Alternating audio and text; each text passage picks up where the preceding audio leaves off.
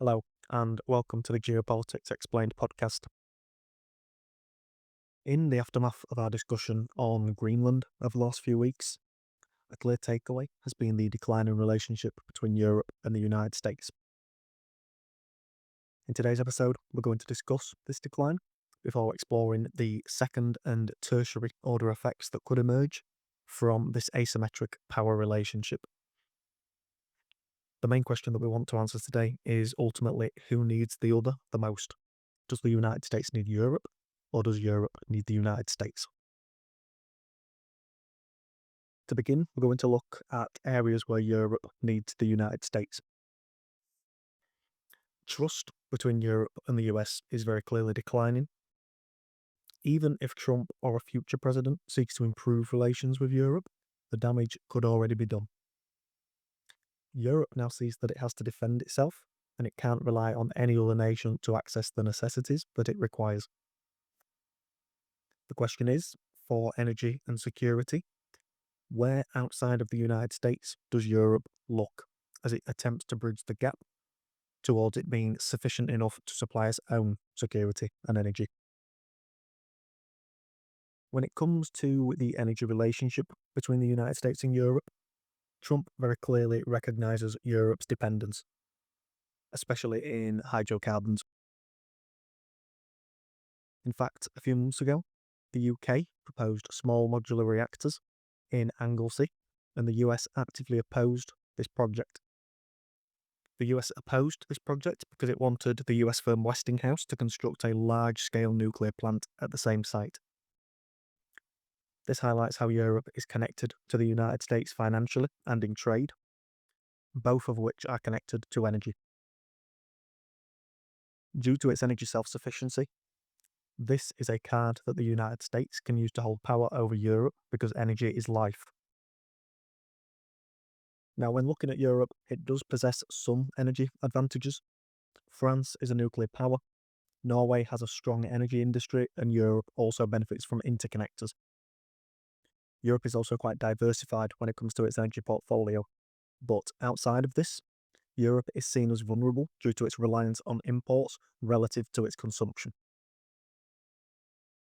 As for security, the outperformance of European defence stocks does indicate some positive activity here, but Europe would struggle in certain areas of defence due to decades of underinvestment and reliance on the US's role as global policeman. To fill these gaps is a pursuit that will occur over years and decades. These gaps won't be filled overnight. And so both security and energy are areas of vulnerability for Europe. But in considering this decline in relations between Europe and the United States, does there exist any areas where Europe actually holds advantages over the United States? Despite the clear weaknesses of Europe, there are some areas where the United States does need Europe. These are areas of cooperation, such as NATO infrastructure, intelligence sharing, and financial integration. But there are some other key areas where Europe does hold more cards than the United States. We're going to discuss these areas now. The first area that I want to discuss is ASML. ASML is a Dutch company, and it is the only company that creates EUV lithography machinery. This is a vital stage in the creation of semiconductors, which is hence also connected to artificial intelligence. Because ASML is the only company that does this in the world, this is a major area of US reliance on Europe. We have seen cooperation between the United States and ASML, specifically in attempting to rival China in the AI industry. But as relations between Europe and the United States decline, could we see cooperation between ASML and the United States also decline? The next potential area where Europe could hold cards over the United States is in considering the Europeans' anti-coercion instrument. The instrument is designed to deter and respond to economic coercion through strong countermeasures. When Trump was planning to place 10% tariffs on 8 EU member states, Europe realised that Trump would continue to use the United States' superior economic strength against Europe in an effort to get what it wanted. This is coercive, and so some in Europe wanted to pursue a strong response, otherwise they would remain vulnerable to this coercion over and over again. The likely strategies in implementing the anti-coercion tool would be tariffs imposed on politically sensitive US exports, including agriculture, aircraft, and vehicles. The Europeans also hinted that they could especially focus on Republican states in this pursuit. The EU could also limit the companies from the United States from participating in EU public procedure, or it could restrict US service access completely.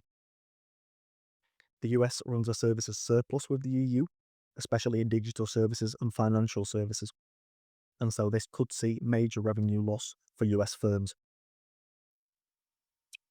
This is an area of potential leverage for Europe, but it's incredibly escalatory, and the response from the United States in return would hurt Europe. And so the anti-coercion instrument is better as a deterrent tool, but if it was implemented, it would signal a rapid decoupling between the United States and Europe. However, today, the fact that the potential implementation of the anti-coercion instrument was even discussed indicates that Europe recognises that this decoupling is occurring.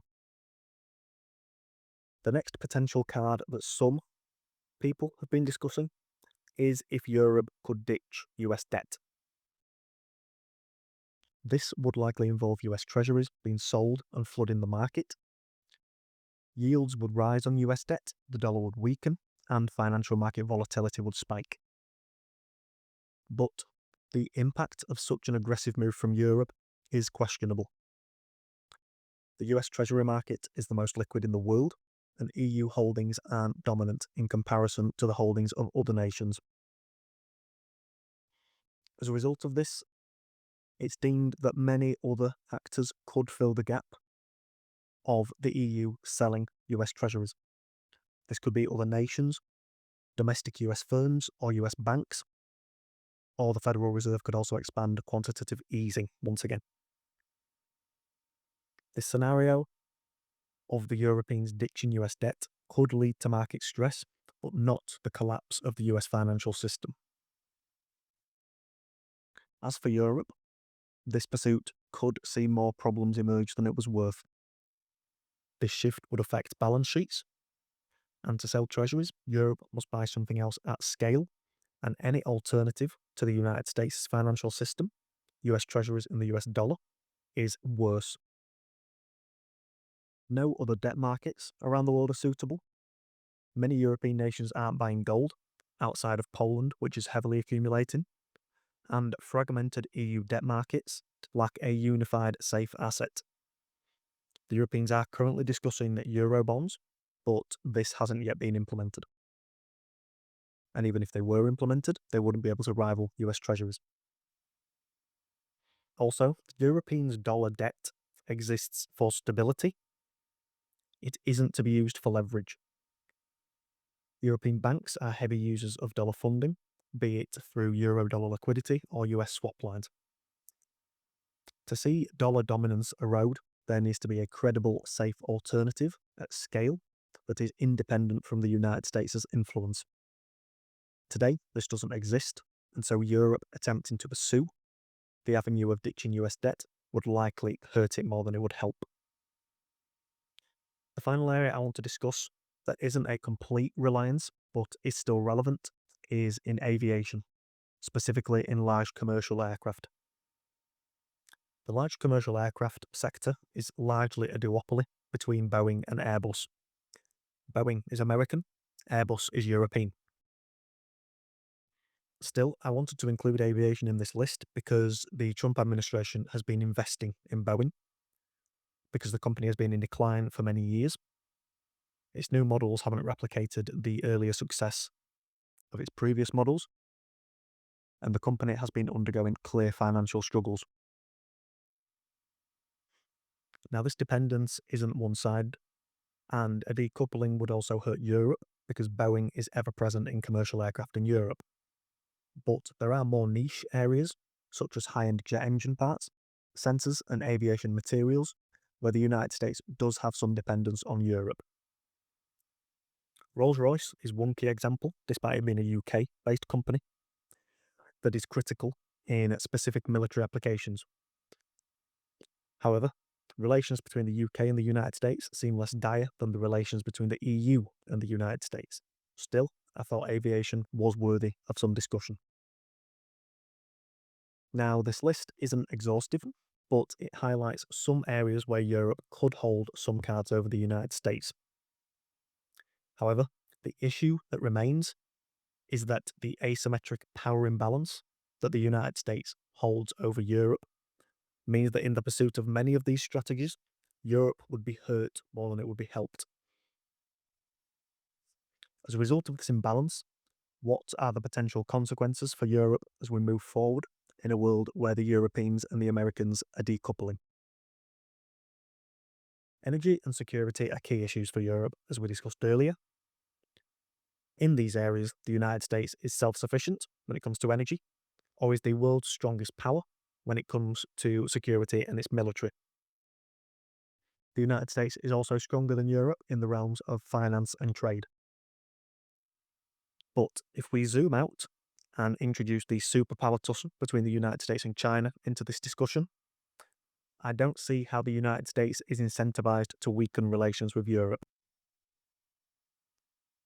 Trump has made the decision through his Don Roe doctrine to build a strong base in North and South America and to then take on China in the Indo-Pacific, whether directly or indirectly. I question whether upending the US-EU relationship, despite Trump interpreting it as zero-sum, will hinder the United States more than it will help it. After all, Europe since the end of World War II has been a huge contributing reason as to why the United States' period of unipolarity was so strong and unchallenged. Empires throughout history typically overstretch and decline because they can't maintain their size. For the United States, Europe has helped to maintain the United States' global footprint. Today, this unipolar system is no longer unchallenged.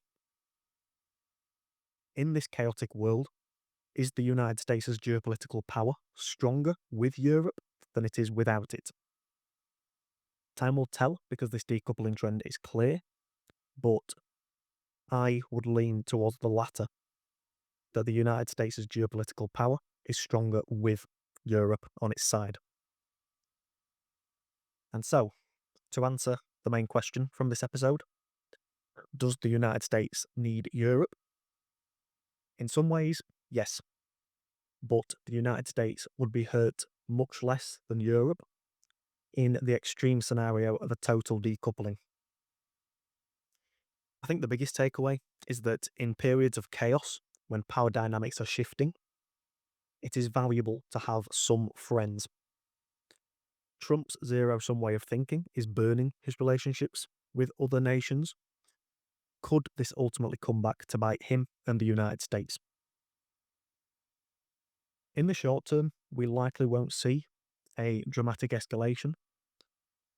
I believe we will see Europe slowly attempt to build resiliency, and this will naturally contribute to a decoupling from the United States. But if we look in the long term, what potential shifts could we see emerge in the next 10 years? What about the next 20 years? It's difficult to predict this, but the geopolitical shift that is occurring today in this decoupling between Europe and the United States could have major global ramifications with time. That's all for today. If you enjoyed this episode, please consider leaving a review on the podcast platform of your choice. I've been Dylan, and I'll talk to you next time.